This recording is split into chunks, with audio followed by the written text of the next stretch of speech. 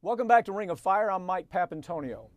The Republican Party has figured out that they don't need to hold power in the federal government to change the political landscape. Instead, they're using their power in state legislatures to remake this country. Joining me now to talk about the Republican state strategy are attorneys Howard Nations and Mike Berg. Mike, if you listen to the Beltway politicians talk about the fact of how bad the Republicans are having it right now, because the studies are coming out, their own reviews are coming out, their own polls are coming out, and it's making it look, if you take a look at those studies, it looks like the Republicans are just almost a party of the past. But what they've been doing is they realize they can't win on a national election, so they're building in the states. They're going state by state and building a new approach, aren't they, Mike? They sure are. In fact, I think it's important the public understand that they have 30 states in which they have a Republican governor in the mansion, and they control 26 state legislatures completely. And the agenda of the right wing is there and present in all those states. And what they're doing is they're trying to get their legislation, taking away women's rights, going, we had a crazy decision recently from the legislature of Kansas saying that conception life begins. Waiting right now for the governor to sign that in Kansas. This is just one example, and people have to be aware of what's going on in the state legislatures and in the governor's mansion. So, Howard, a couple of weeks ago, of course, you and I did a segment on the autopsy report that came from the Republicans, and then we said, from a national standpoint, the Republicans are in trouble. They've known it for a long time. And so while the Democrats have ignored what Howard Dean told them to do, which is to build out a 50-state strategy, the Republicans have stepped in there, and they're killing us in the states, aren't they? I think the Democratic victory dance is a little premature, because the fact of the matter is the Republicans are winning overwhelmingly in the states. They control 30 state legislatures. They're working together through the American Legislative Exchange Council to pass the same bad legislation for us all over the United States, and for the rights of our consumers and the people that we represent. They have the House to block Obama. But another thing that they have that you can't ever underestimate the power of is the United States Supreme Court. They're 5-4 in the United States Supreme Court, and they're very powerful there. Now, Howard, what that really means is we can legislate in Washington all we want. I mean, you can come up with all the legislation you want in Washington, in the Beltway, but if a state legislature, Alabama, Mississippi, whatever, comes up with some horrendous law, it goes up to the U.S. Supreme Court. The neocons win there too. How is it, Mike, let me jump over to you. How is it that the Democrats have missed this trend? I mean, we know that Howard Nations said years ago, he said, you know what, we can do everything you want to in the Beltway, but if you don't have control of the states, Republicans are going to win every time. Howard Dean said that again and again, and we've ignored it. So where does this leave us? Well, let me tell you, and I think Howard makes a good appointment about ALEC, the American Legal Exchange Council. They're even in the municipal and the counties here in Colorado. We have a Democratic-controlled legislature and a Democratic governor and 2 U.S. senators that are Democratic, but they're putting money into the local. We have a Douglas County that's trying to change the way school is funded, and they're getting the money from ALEC. So the Democrats have been sleeping. They've been sleeping, and they've been thinking only in a national sense. They've got to raise money at the local level, at the state level, and they have to make sure that ALEC and other right-wing lobbyist organizations are not getting into the local scene and basically overpowering the Democrats. Right. But Howard, isn't part of the problem that it's that narcissism that exists within the Beltway? The media, for example, corporate media is nothing but Beltway corporate media. They hardly even report on what's happening in the states. And so you hear these stories like Michael just talked about that takes place in Kansas. It'll be some harebrained legislation that comes out of a place like Florida or Alabama, Mississippi, where they're changing the right to vote. Could be anything. But the Beltway media, corporate media, thinks that all that's important is what happens on the Sunday talk shows. Mike, I think that politics is like an iceberg. The 10% that you see above the water is Washington, D.C. The 90% of what's going on actually in politics is in the rest of the country. Same-sex marriage, abortion, education, spending, labor unions, even Obamacare now. It's all being handled by state legislatures. Not anything's being done now at the federal level. And more importantly, that once the states handle this, it's then tested by the Supreme Court of the United States, which again is 5-4 Republican.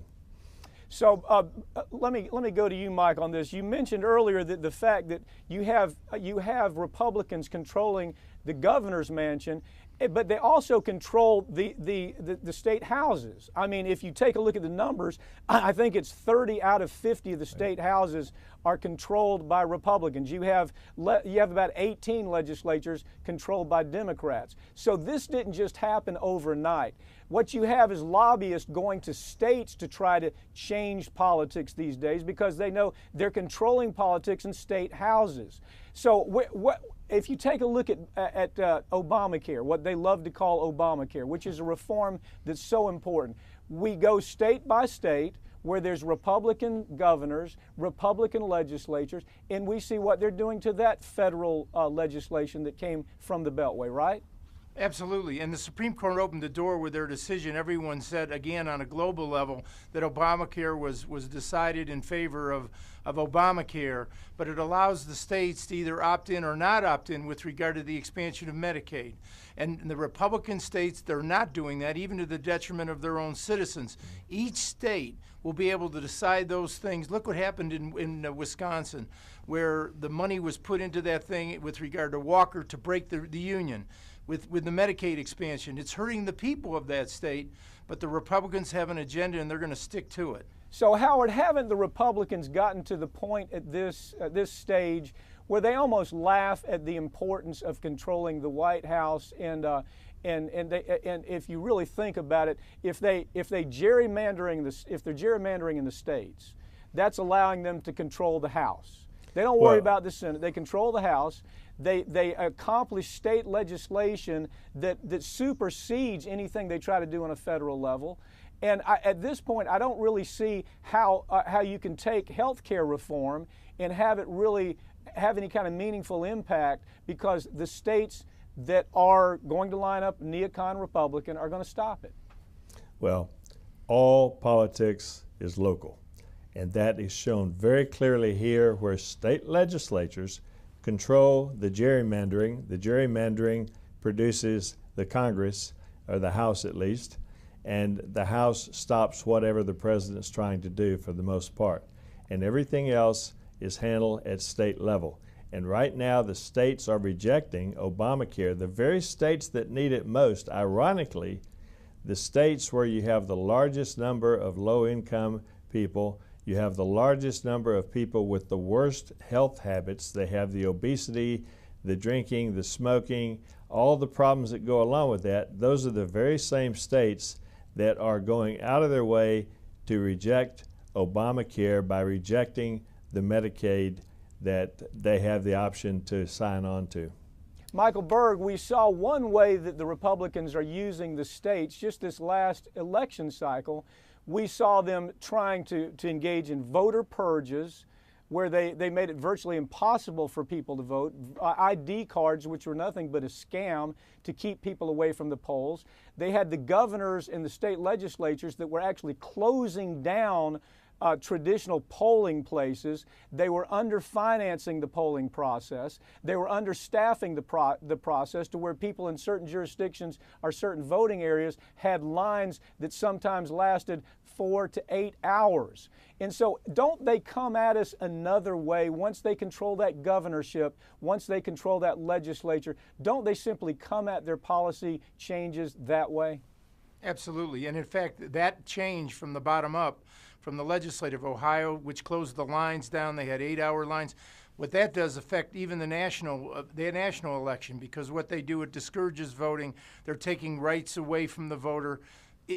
Mike and Howard, I must tell you, and the people out there have to understand, it's going to take money from the DNC and from the Democrats to change the way they think. They have to think about the local level and work their way up in order to make sure that everyone's rights are protected. Well, Howard, that is exactly what Howard Dean talked about. And when he talked about it, it was like you had all these smart guys, you know, up in the Beltway, these smart boys with MBAs, and, you know, they were political strategists. They laughed at Howard Dean and they said, no, if we control the White House, then we control everything. Well, the bad news that the smart boys didn't understand is the smart boys never took a damn civics class, and they never understood that up in Washington, you can write all the laws you want, but if a federal court takes it away, in the way it starts in the state court. State court takes the right away, goes to the federal court, that federal court takes it away, and ultimately it gets to the Supreme Court, and they take it away. Because Howard Dean was right, you have to start from the bottom up. Howard Dean's 50-state strategy was brilliant. It was rejected. It was replaced in the Democratic Party by two things. First, by the Clinton machine, and then by the Obama machine. Now, the Clinton machine was very successful in electing a president. The Obama machine was very successful in electing a president. It's all about D.C. But as we've talked here this morning, the entire situation with respect to the overall picture starts from the state legislatures, and that's where most of the laws in this country are being passed today. And Michael, isn't the real stinger here is that we have a president that doesn't understand. I swear to God, he does not understand that the federal courts can just they can absolutely destroy everything he tries to do. His appointments to the federal court have been horrendous, haven't they?